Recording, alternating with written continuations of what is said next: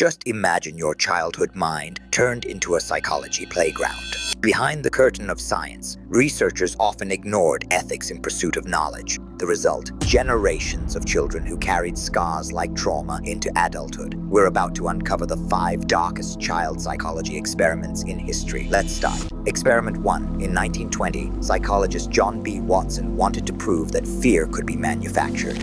His subject was little Albert, a healthy baby who initially showed no fear of animals. Watson introduced Albert to a white rat, at first harmless. But every time Albert touched the rat, a loud, terrifying noise crashed behind him. The pairing of sound and sight slowly rewired the child's reactions. Before long, Albert wasn't just afraid of the rat. He trembled at rabbits, dogs, fur coats, even a Santa Claus mask with a white beard. His fear had generalized, spreading far beyond the original trigger. What began as curiosity turned into panic. Tragically, Albert was never deconditioned. The fear remained imprinted. The lesson was grim. The unconscious mind can be programmed to link safety with terror. What terrified Albert wasn't the rat, it was the invisible chain between stimulus and fear. Psychologists later connected this with phobias and anxiety disorders, revealing how trauma in early childhood may shape lifelong emotional patterns. Can a single sound turn innocence into lifelong terror? The next experiment proves it. Experiment 2.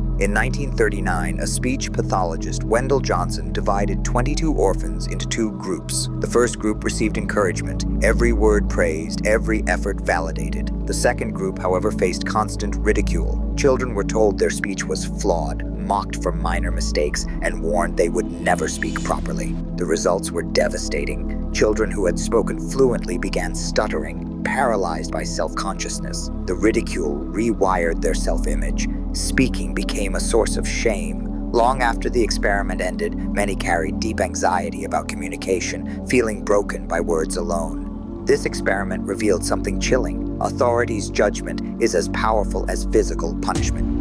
A harsh comment, when repeated, can scar more deeply than a blow. Words create inner voices, and in these children, the voice that lived on was critical, shaming, and destructive.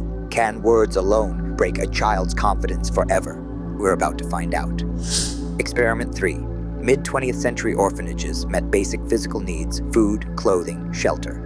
But they withheld one crucial element, emotional warmth. No hugs, no soothing words, no sense of belonging.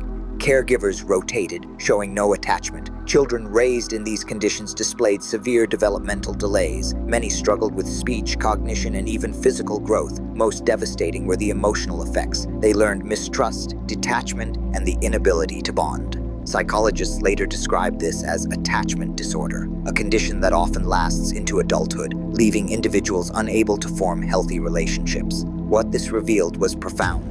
Absence can wound as much as abuse. When nurture is withheld, the child's brain literally develops differently. Emotional starvation corrodes trust and damages the nervous system, leaving behind scars invisible yet permanent. Can punishment erase who you are at your core? The next case shows exactly that. Experiment 4. Throughout much of the 20th century, children labeled as problematic were subjected to aversion therapy. Behaviors like bedwetting, left-handedness, and nonconformity were punished with electric shocks, nausea-inducing drugs, or painful conditioning. Imagine a child who wet the bed being shocked each time, or a child forced to vomit after expressing themselves.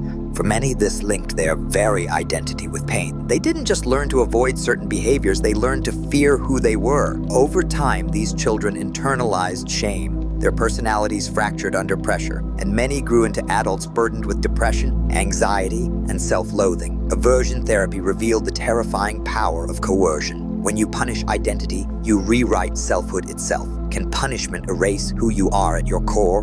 And the next one goes even deeper. Experiment 5. Perhaps the most haunting case is that of David Reimer. After a botched medical procedure destroyed his ability to live as male, psychologist John Money insisted David be raised as a girl, renamed Brenda, and used as proof that gender was purely a social construct. From childhood, David was forced into dresses, therapy sessions, and public demonstrations. Behind the scenes, however, he was depressed, confused, and resistant. By adolescence, he rejected the imposed identity and reclaimed life as male. But the psychological toll was too heavy. His adult years were marked by depression, difficulty trusting, and eventually tragedy. This case proved a harsh truth. Identity is not a costume to be forced upon a child. When psychology oversteps, trying to rewrite the core of a person, it risks breaking the very foundation of the self.